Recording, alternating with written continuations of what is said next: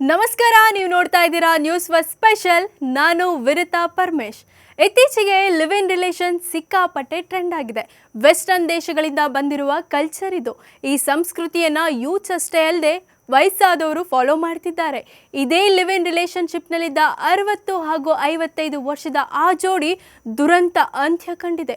ಅಡುಗೆ ಮಾಡಿಕೊಟ್ಟಿಲ್ಲ ಅನ್ನೋ ಕಾರಣಕ್ಕೆ ಮಹಾಶಯನೊಬ್ಬ ಕೊಲೆಯೇ ಮಾಡಿಬಿಟ್ಟಿದ್ದಾನೆ.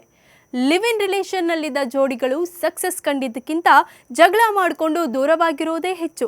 ಕೆಲವರಂತೂ ಕೋಪಕ್ಕೆ ಬುದ್ಧಿ ಕೊಟ್ಟು ಕೊಲೆ ಮಾಡೋ ಹಂತದವರೆಗೂ ಹೋಗಿದ್ದಾರೆ. ಅದಕ್ಕೆ ನೈಜ ಸಾಕ್ಷಿ ದೆಹಲಿಯಲ್ಲಿ ನಡೆದ ಶ್ರದ್ಧಾ ವಾಲ್ಕರ್ ಹತ್ಯಾಕಾಂಡ. ಇದೀಗ ಅದೇ ರೀತಿ ಮತ್ತೊಂದು ಕೇಸ್ ಬೆಳಕಿಗೆ ಬಂದಿದೆ. ಇಲ್ಲಿ ಅಡುಗೆ ಮಾಡಿಲ್ಲ ಅಂದಿದ್ದಕ್ಕೆ ಜೀವವನ್ನೇ ತೆಗೆದಿದ್ದಾನೆ. ಇದು ನಿನ್ನೆ ಮೊನ್ನೆ ನಡೆದ ಘಟನೆಯಲ್ಲ, ಸರಿಸುಮಾರು 10 ವರ್ಷಗಳ ಹಿಂದಿನ ಕತೆ.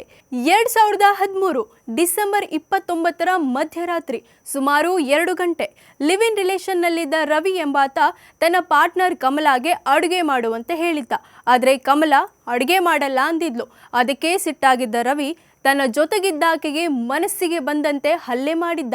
ಅವನ ಅಟ್ಟಹಾಸಕ್ಕೆ ಆಕೆ ಸತ್ತೇ ಹೋಗಿದ್ಲು. ಈ ಕೇಸ್ ಠಾಣೆ ಮೆಟ್ಲೇರಿತ್ತು. ಅಂದು ವಿಚಾರಣೆ ನಡೆಸಿದ ಕೋರ್ಟ್ ಪ್ರಚೋದನೆಯಿಂದಾದ ಸಾವೆಂದು ಪರಿಗಣಿಸಿತ್ತು. ರವಿಗೆ 5,000 ರೂಪಾಯಿ ದಂಡ ವಿಧಿಸಿ ಆರೋಪದಿಂದ ಖುಲಾಸೆಗೊಳಿಸಿತ್ತು. ಆದರೆ ರವಿಯೇ ಉದ್ದೇಶಪೂರ್ವಕವಾಗಿ ಕೊಲೆ ಮಾಡಿರೋದಾಗಿ ಆರೋಪಿಸಿದ್ದ ಪೊಲೀಸರು ಕೋರ್ಟ್ ತೀರ್ಪನ್ನು ಪ್ರಶ್ನಿಸಿ ವಕಾಲತ್ತು ವಹಿಸಿದ್ರು. ಈ ಕೇಸ್ ಹೈಕೋರ್ಟ್ ಮೆಟ್ಲೇರಿತ್ತು. ಇದೀಗ ಪೋಸ್ಟ್ಮಾರ್ಟಮ್ ವರದಿಯಿಂದ ಅಸಲಿ ಸತ್ಯ ಹೊರಬಿದ್ದಿದೆ. ಲಿವ್ ಇನ್ ರಿಲೇಷನ್ನಲ್ಲಿದ್ದ 55 ವರ್ಷದ ಕಮಲಾ 35 ಕೆಜಿ ತೂಕವಿದ್ರು, ಮದ್ಯದ ಚಟಕ್ಕೆ ದಾಸಿಯಾಗಿದ್ರು, ಜೊತೆಗೆ ದುರ್ಬಲರಾಗಿದ್ರು.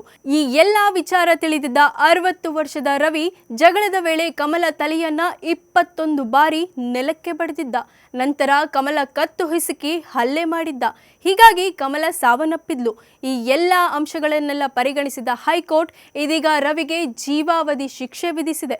ಅದೇನೇ ಇರಲಿ, ಇಂತಹ ಪ್ರಕರಣಗಳಿಂದ ಲಿವ್ ಇನ್ ರಿಲೇಷನ್ ಎಷ್ಟು ಸುರಕ್ಷಿತ ಅನ್ನೋ ಪ್ರಶ್ನೆ ಮೂಡುತ್ತೆ.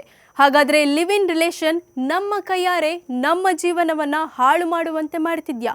ಈ ಥರದ ಪ್ರಶ್ನೆ ಹುಟ್ಟಿಕೊಳ್ಳಲು ಈ ಪ್ರಕರಣ ಮತ್ತೊಂದು ನಿದರ್ಶನವಷ್ಟೇ. ಕ್ಷಣ ಕ್ಷಣದ ಮಾಹಿತಿಗಾಗಿ ನೋಡ್ತಾ ಇರಿ ನ್ಯೂಸ್ ಫಸ್ಟ್, ನಿರ್ಭೀತಿಯಿಂದ ನಿಮ್ಮ ಪರವಾಗಿ.